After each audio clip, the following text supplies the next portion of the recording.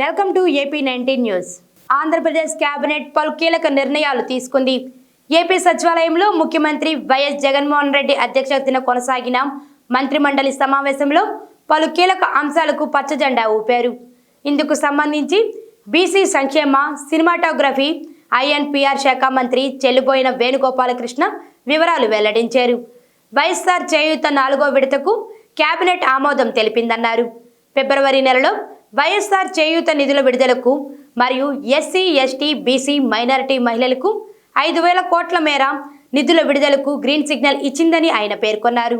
ఇంధన రంగంలో 22,000 కోట్ల పెట్టుబడులకు 12,065 కోట్ల పెట్టుబడి పెట్టనున్న JSW neo energy limited project ఏర్పాటుకు, aqua green engineering management private limited 1000 మెగావాట్ల సోలార్ ప్రాజెక్ట్ ఏర్పాటుకు కేబినెట్ ఆమోదం తెలిపిందన్నారు.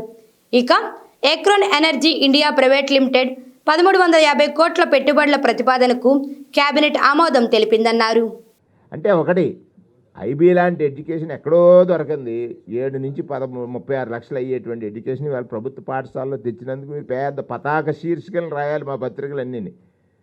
ఎక్కడో 7 లక్షలు ఖర్చు చేసి మొదలు పెడితే 36 లక్షల వరకు ఖర్చు చేయాల్సి ధనవంతుడు మాత్రమే చదవగలిగినటువంటి విద్యని ప్రభుత్వ పాఠశాలల్లో ప్రవేశపెడుతున్నటువంటి ఈరోజు రేపు ప్రతి పత్రికలో పతాక శీర్షికన రావాలి. ఇది మా విద్యా విధానం. మనం స్టేట్ బ్రాండ్ కదా, మనం బ్రాండింగ్ చేయాల్సింది స్టేట్లో. అది దేశం అంతా చూస్తుంది, ప్రపంచం అంతా చూస్తుంది. చెప్పాను ఇప్పుడే నేను, జపాన్, దక్షిణ కొరియా మాత్రమే ఉన్నాయి వీటిలో IB ఎడ్యుకేషన్ సపోర్ట్ చేసింది. వాళ్ళు మన రాష్ట్రాన్ని ఎంచుకుని వచ్చి సపోర్ట్ చేస్తానన్నందుకు వారికి స్వాగతం పలుకుతున్నాం. రెండోది, అది అందుబాటులోకి రావడం ద్వారా మన విద్యార్థులందరూ కూడా చూడండి, గతంలో ఇంజనీరింగ్ చదవాలంటే ఎంత కష్టం, ఫీజు రియంబర్స్మెంట్ వచ్చిన తర్వాత ఎంతమంది విద్యార్థులు వచ్చారు, డాక్టర్ చదవాలంటే ఎంత కష్టం, ఇవాళ మెడికల్ కాలేజీలు పెరిగిన తర్వాత ఎంతమంది డాక్టర్లు పెరిగారు. ఇవన్నీ ఇది పాజిటివ్ మేనర్లో మనం థింక్ చేసినట్లయితే ఖచ్చితంగా అది అందుబాటులోకి వచ్చిన తర్వాత కేరళ ఎడ్యుకేషన్లో ఎందుకు ముందుకు వెళ్ళిందని అంటే ఎడ్యుకేషన్లో వాళ్ళు తీసుకున్నటువంటి కొన్ని నిర్ణయాలు, దాన్ని మించి మనం చేస్తున్నాం. అది దానికోసం మీరు పతాక శీర్షికను రేపు రాస్తే నేను చాలా ఆనందపడతాను. యాజ్ INPR మినిస్టర్, తిరుపతి జిల్లా సత్యవేడు మండలం మల్లివారిపాలెంలో Indian institute of technology IIIT city ఏర్పాటు కోసం అవసరమైన 42 ఎకరాల 23 సెంట్లు భూమిని కేటాయించాలన్న నిర్ణయానికి మంత్రిమండలి ఆమోదం తెలియజేసింది.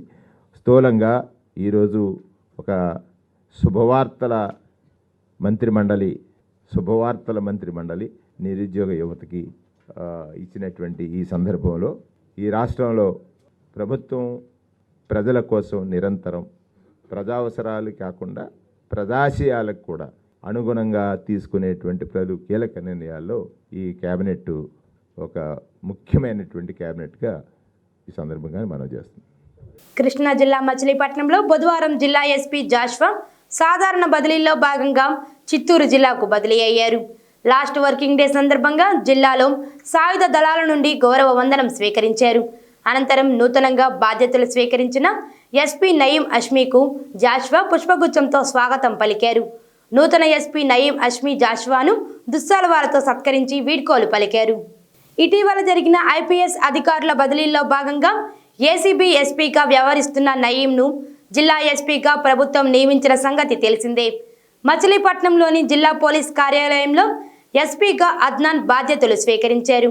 ఈ సందర్భంగా నూతన SPని పలువురు పోలీస్ అధికారులు, సిబ్బంది మర్యాదపూర్వకంగా కలిసి శుభాకాంక్షలు తెలిపారు.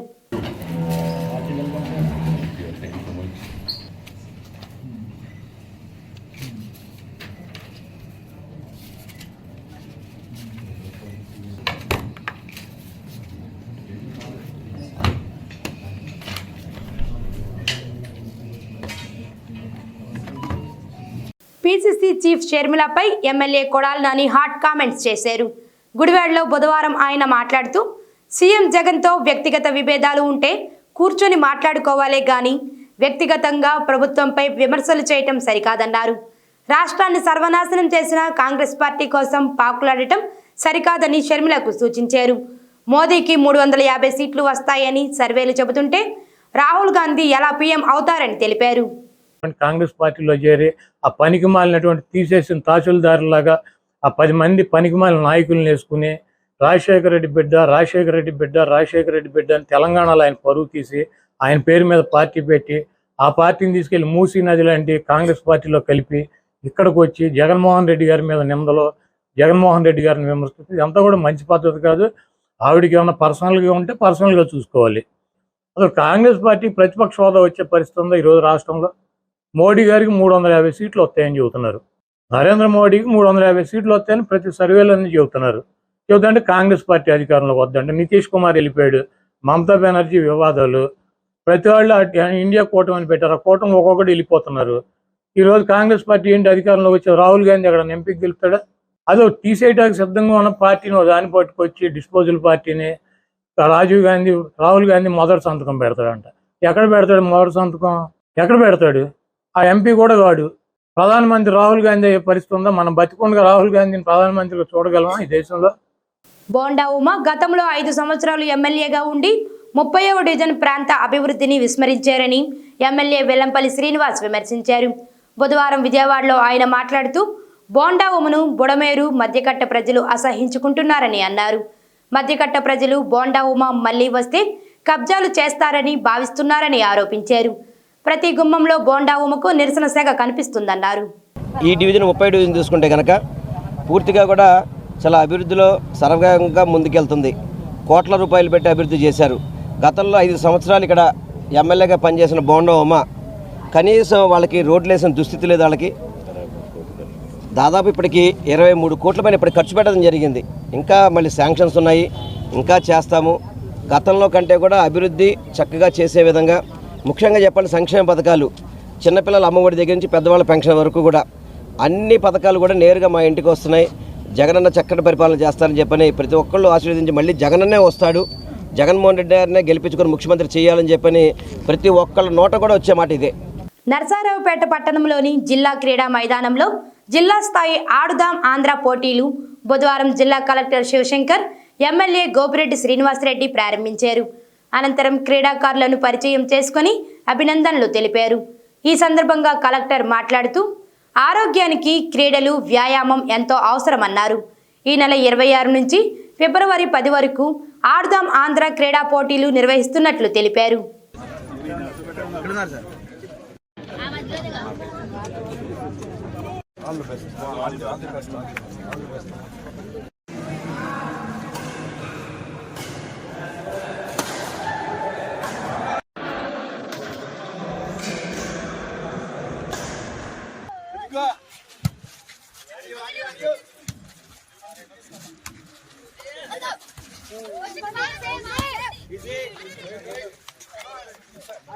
గుంటూరు కొత్తపేటలో లలిత సూపర్ స్పెషాలిటీ హాస్పిటల్లో పెద్ద ఎత్తున ఢిల్లీ నుండి వచ్చిన సెంట్రల్ సిబ్బంది సోదాలు చేస్తున్నారు. సుమారు 30 మంది సిబ్బందితో 4 బ్రాంచులలో సోదాలు నిర్వహిస్తున్నారు. ఈ నేపథ్యంలో హాస్పిటల్ లోపలికి ఎవరిని అనుమతించడం లేదు. కేవలం రోగులకు పర్మిషన్ ఉంటేనే అధికారులు అనుమతిస్తున్నారు. కృష్ణలంక నూతన సిఐగా బాధ్యతలు స్వీకరించడం ఆనందంగా ఉందని సర్కిల్ ఇన్స్పెక్టర్ మురళీకృష్ణ అన్నారు.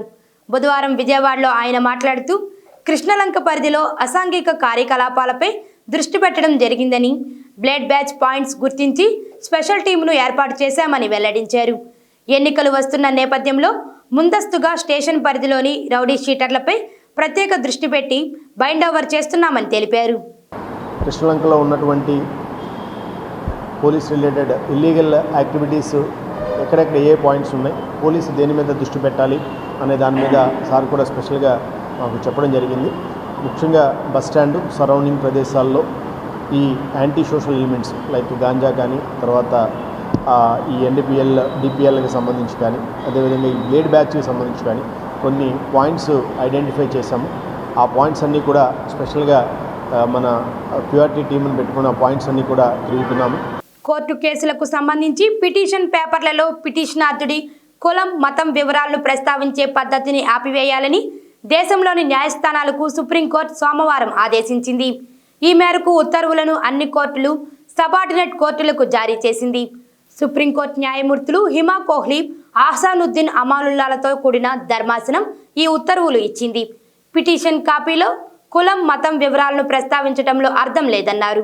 Tiruvuru principal junior civil judge court ఎదుట ఏపీ ల్యాండ్ టైటిలింగ్ యాక్ట్ 27/2023ను రద్దు చేయాల్సిందిగా కోరుతూ తిరువూరు బార్ అసోసియేషన్ ఆధ్వర్యంలో 3వ రోజు నిరసన రిలే నిరాహార దీక్షలు న్యాయవాదులు బుధవారం చేపట్టారు. సమస్య పరిష్కారం కోసం న్యాయవాదులు డిమాండ్ చేశారు. ఏపీ ప్రభుత్వం తెచ్చిన భూ హక్కు చట్టాన్ని ప్రభుత్వం భూ కబ్జాల కోసమే రూపొందించిందని సిపిఐ రాష్ట్ర కార్యదర్శి కె రామకృష్ణ ఆరోపించారు. దీన్ని తక్షణం రద్దు చేయాలని రాష్ట్ర ప్రభుత్వాన్ని డిమాండ్ చేశారు. భూ హక్కు చట్టంపై న్యాయవాదులు చేస్తున్న నిరసన శిబిరాన్ని బుధవారం ఆయన సందర్శించారు. భూ హక్కుదారులకు అన్యాయం జరుగుతుందన్నారు. ఈ చట్టాన్ని రద్దు చేయకపోతే ప్రజలే ఈ ప్రభుత్వానికి బుద్ధి చెబుతారని హెచ్చరించారు. ప్రజా వ్యతిరేక చట్టాలు రద్దు చేయాలి, ప్రజా వ్యతిరేక చట్టాలను రద్దు చేయాలి, ప్రజా వ్యతిరేక చట్టాలను. ఒక సీనియర్ మినిస్టర్ ఇటు ఎవరైతే లాయర్స్ అసోసియేషన్స్ వాళ్ళతో డిస్కస్ చేయి, రైతు సంఘాలతో మాట్లాడు, రాష్ట్రంలో ఉన్న రాజకీయ పార్టీలను ఆహ్వానించి సమావేశాన్ని ఏర్పాటు చేయి.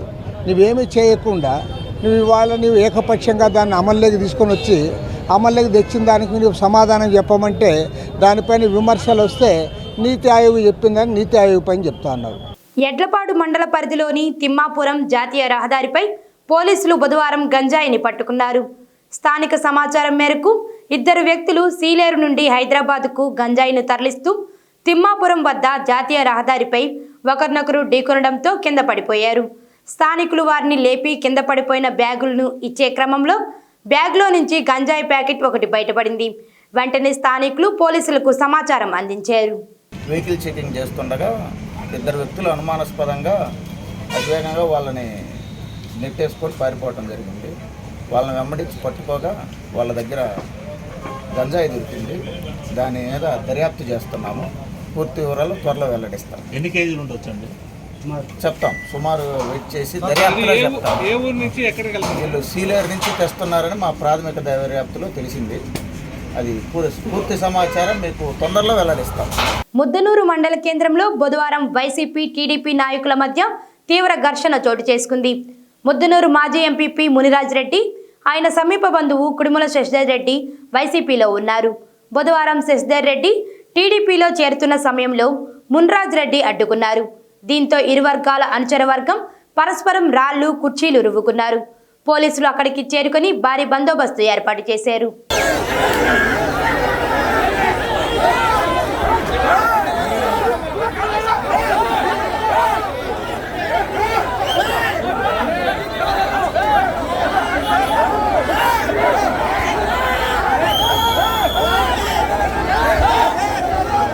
ఆంధ్రప్రదేశ్ మహిళా సమాఖ్య ఆధ్వర్యంలో రాష్ట్రంలో మద్యాన్ని నియంత్రించాలని కోరుతూ మద్యంపై యుద్ధం పేరుతో విజయవాడ ధర్నా చౌక్ నందు నిరసన ధర్నా చేపట్టారు.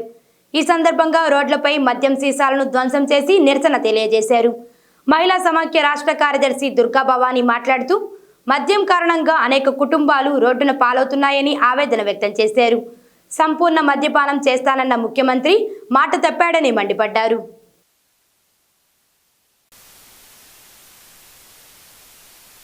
170% కుటుంబాల మధ్యలో అనేక అనర్థాలను ఎదుర్కొంటున్నాయి కాబట్టి వాళ్ళ కష్టాలు తీర్చే దిశగా మా ప్రభుత్వం ఉంటుంది. నేను ఎలక్షన్లో మళ్ళీ పోటీ చేయదలుచుకుంటే ఎలక్షన్లో కూడా ఎక్కడ మద్యం దొరకకుండా ఉంటేనే అది నిషేధించిన రోజు నేను ఎలక్షన్లో పోటీకి ఓట్లాడటానికి మీ దగ్గరికి వస్తానని చెప్పారు.